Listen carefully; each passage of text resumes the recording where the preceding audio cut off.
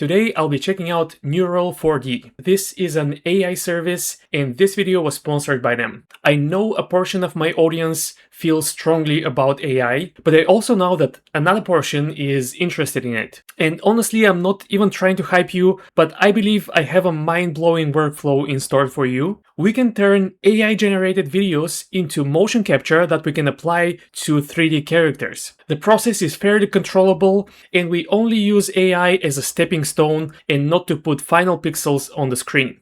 This is the Neural 4D platform. They have a fairly complete range of AI generation features such as images, videos, 3D models, and even texturing. I'll take a look at all of them, but first I'll focus on this Mocap workflow, which I'm so excited about. And to give credit where it's due, I discovered this workflow from this channel, Charlie Driscoll, Unreal Engine Filmmaking, and made some modifications for my own workflow. So I'll go to concept, and here we can generate images and videos. So I already did a lot of tests, and let me show you how it works.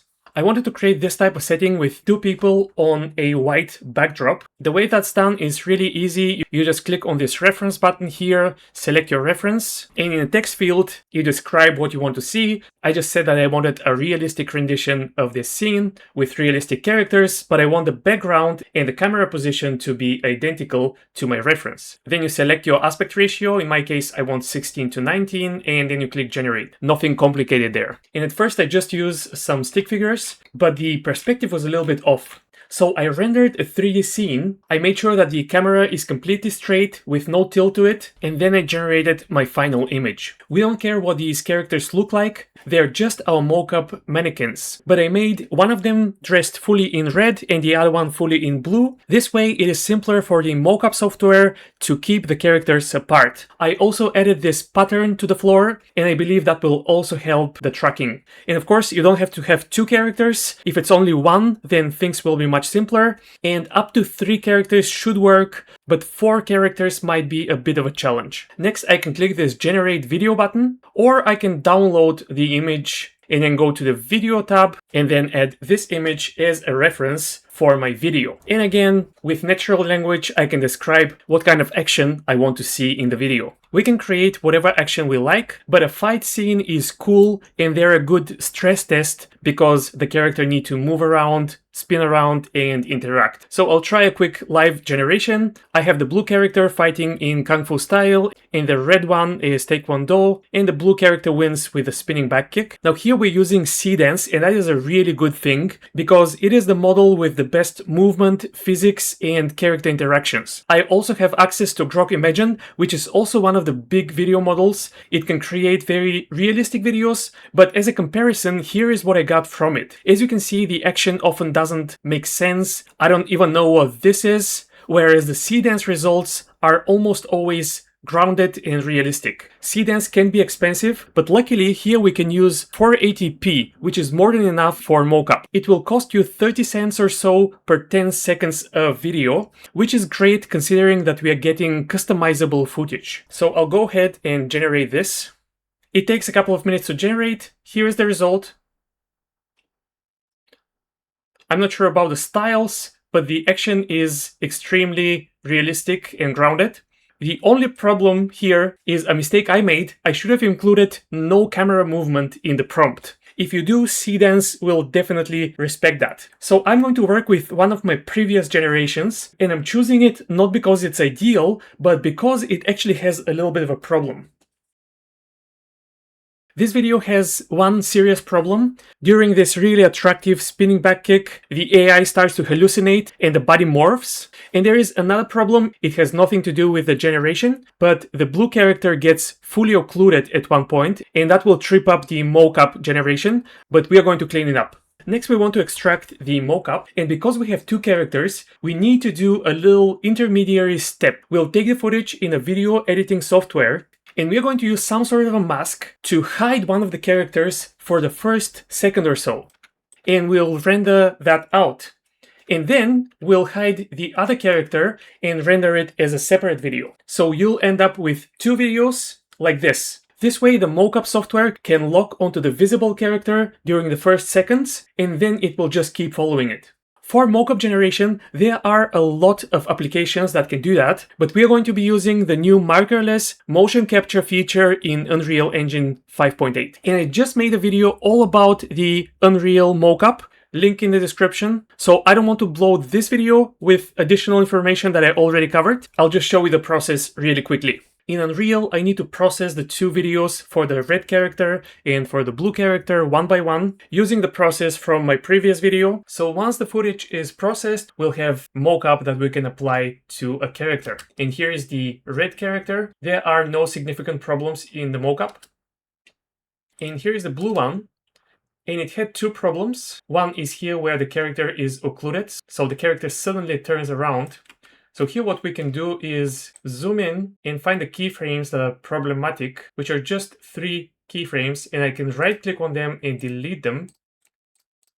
And then right click on this one and make it linear. And that will actually interpolate the movement during these 3 frames, and it will look fine.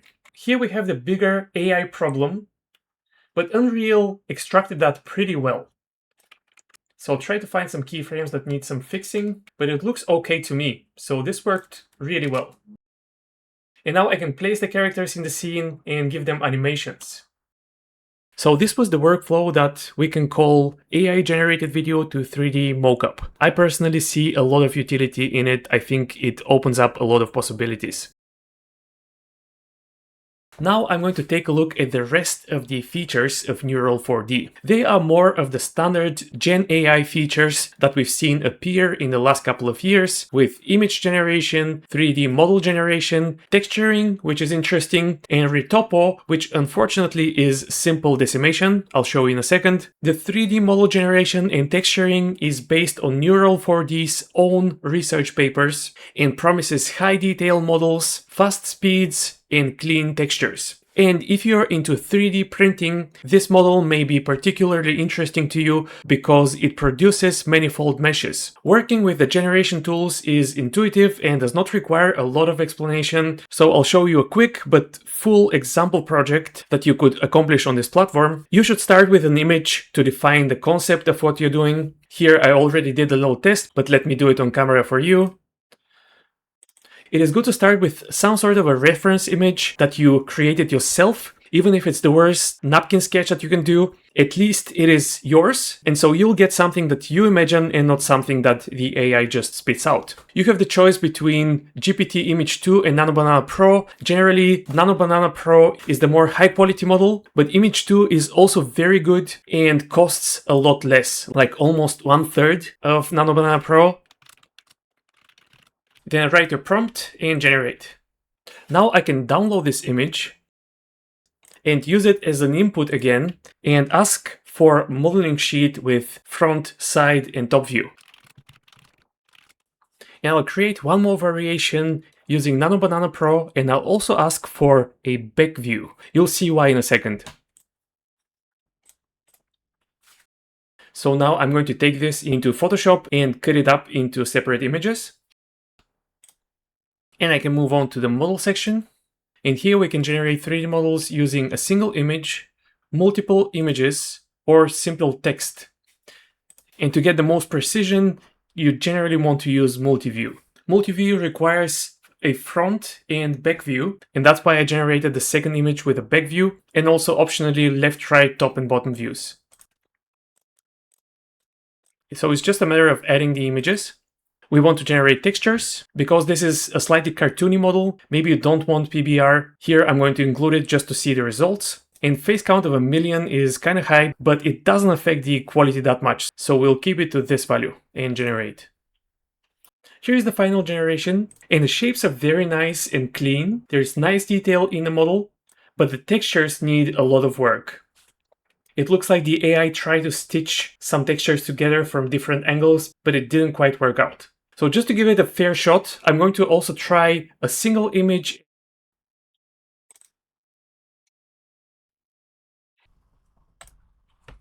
This is the result from the single image generation, and honestly it is a lot better. It has retained a lot of the details, even more than the multi-view generation, and the colors are also a lot more consistent.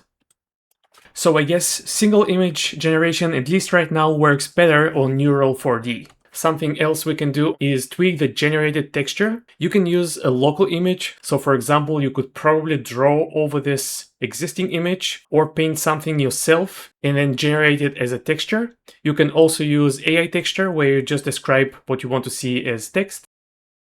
And I did a quick test asking to make the blue sections of the texture orange. And that's exactly what happened. I would find it much more useful if I could focus on an area and do some sort of in-painting, just point at this area and tell it to change it or improve it in some way. That would be nice. We don't have it at this time. And finally, Neural 4D has a retopo tool. And when I saw retopo, I was excited.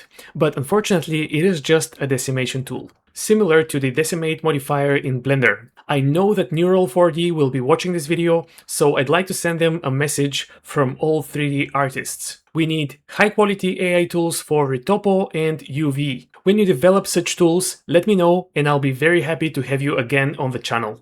I'll just show it to you. This is the topology that we have by default. And now I'm going to set it to something like 10,000 polygons and generate it. So this is the result. It is 10,000 faces. Of course, it looks a little bit segmented, but if you import it into Blender, it's just a matter of shading it smooth.